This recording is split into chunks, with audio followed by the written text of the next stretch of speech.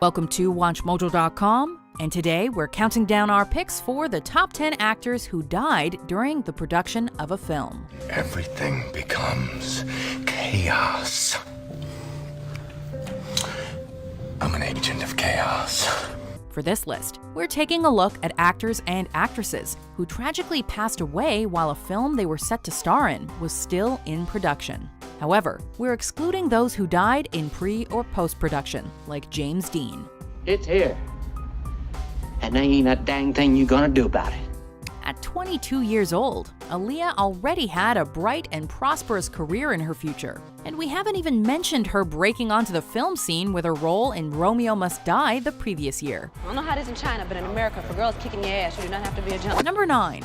River Phoenix, Dark Blood. Gotta have a word with this gentleman here. Despite his kind heart and phenomenal talents, River Phoenix sadly struggled with a demon that plagues many celebrities: substance abuse. His drug issues got the better of him on October 30th, 1993, the night he was scheduled to perform at a bar called the Viper Room. His siblings flew out to support their brother, but instead found him convulsing from a multiple drug overdose just outside the bar. By the time paramedics arrived, River had flatlined, and he was announced dead shortly thereafter. Add volume or something, I don't know. Let's get over here, please. River had been filming a thriller called Dark Blood at the time, but production was abandoned due to his death. Almost 2 decades later, though, the film was finally completed and released. Come with me. There's something we have to do. Number 8. John Candy, Wagons East. Gentlemen, this is the Southwest Territories. This Canadian funny man is fondly remembered for his iconic roles in many comedies. Due to the actor's considerable size, he understandably struggled with weight-related health issues for a large portion of his life. While filming Wagons East, Candy went on a vacation with a group of friends in Mexico for fun and laughs. I just can't right now, but I will when I can, when I have, but I don't have now. Everything seemed fine that night, but the following day, everyone would awake to discover that John Candy had passed away from a heart attack in his sleep. It's all the more unfortunate since Candy was on the comeback trail after releasing several duds. What he did produce, however, will always be treasured. We leave at dawn. Number 7. Philip Seymour Hoffman, The Hunger Games Mockingjay Part 2. Oh, it's so frustrating when she goes rogue. Hoffman was heralded as one of the most talented actors in the film industry. However, despite all his success, he could never shake his drug addiction, having gone to rehab several times over the course of his life. While working on the final Hunger Games flick, Hoffman was sadly found dead in his bathroom, with reports later stating that he succumbed to intoxication by a deadly mixture of different drugs. While Hoffman had almost completed his work on the film, a couple of key scenes had to be reworked. Sadly, it seems like he'd only scratched the surface of his acting prowess before he left us. Gunfire in the background, a hint of smoke. Our Mockingjay. Number 6. Marilyn Monroe, Something's Got to Give. What on earth is even feeding you? Silly old thing. Of course, her huge success in Hollywood was just one side of her personality. Behind closed doors, Marilyn suffered from anxiety and depression. To counteract these mental health issues, Marilyn turned to drugs to ease the pain. But this set her on a destructive path that ultimately led to her downfall. Well, I was going to tell you, but I know how upset you get about little things. On August 5th, 1962, Marilyn was found dead in her bedroom, with autopsy reports revealing she had passed away from a drug overdose. Something's Got to Give, the film she was working on as instruction decades later. Would you have lunch with me? Number 5. Chris Farley, Shrek. My head's about to explode. My whole life sucks. Did you know that funny man Chris Farley was slated to provide the voice of the lovable green ogre Shrek? In fact, Farley had already finished recording anywhere between 80 to 90% of dialogue for the film. But unfortunately, his health was spiraling dramatically, and his consistent substance abuse only made matters worse. He went through 17 rehabs, but he was a committed athlete. He was not going to let this addiction beat him. Despite his best efforts to seek rehabilitation and get back on his feet, Farley was found dead in his apartment from an overdose of cocaine and morphine. Shrek had to rework its storyline as the titular character was modeled very much after Farley's own personality. And without the remainder of his dialogue completed, the plot was missing key scenes. People take one look at me and go, "Ah, help, run! A big, stupid, ugly ogre."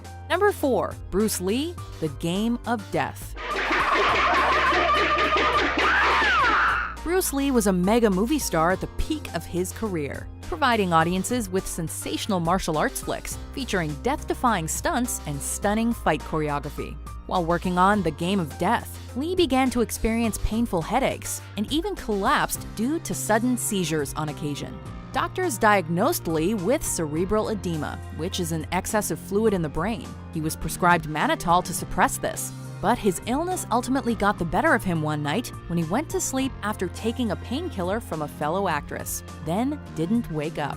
He was 32. I believe I deserve to be where I am. I've worked hard for it. Number 3. Paul Walker, Furious 7. Thought you could leave without saying goodbye. After one of his Reach Out Charity Foundation events, Paul Walker and his friend Roger Rodas drove away from the area in a Porsche, unaware of the tragedy that awaited them. While driving, they lost control of the vehicle and violently crashed into a concrete lamppost and 2 trees, instantly decimating the car and igniting it in a burst of flames. Both men were said to have been killed instantly, leaving friends, fans, and family around the world in a sudden state of mourning. This was just a tragic accident that happened on a joyride. They were just taking the car for a drive. Walker was working on Furious 7 at the time, so his brothers were hired to stand in as body doubles to ensure that production could be completed in Paul's memory. I just hope that this movie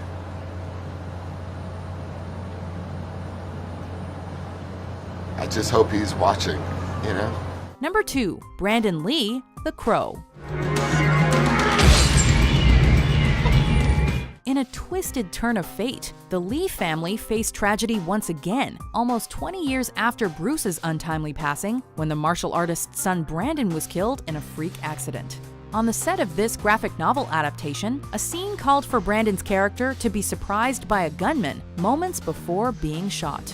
Of course, this being a movie, the gun used was a prop.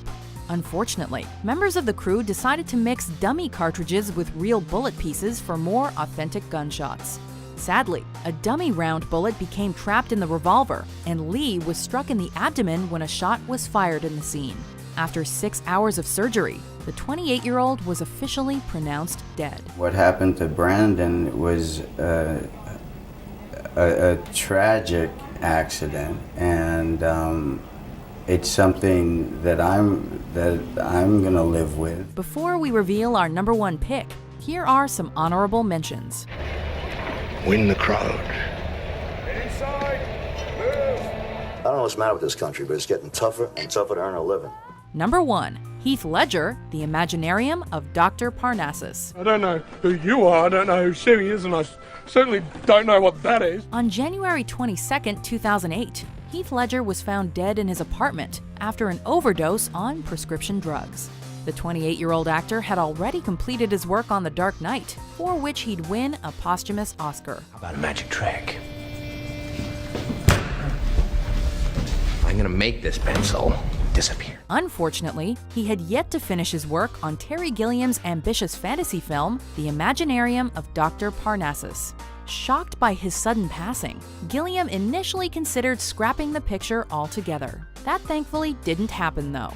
The film was finished in Ledger's memory, with Johnny Depp, Colin Farrell, and Jude Law stepping in to play different versions of his character.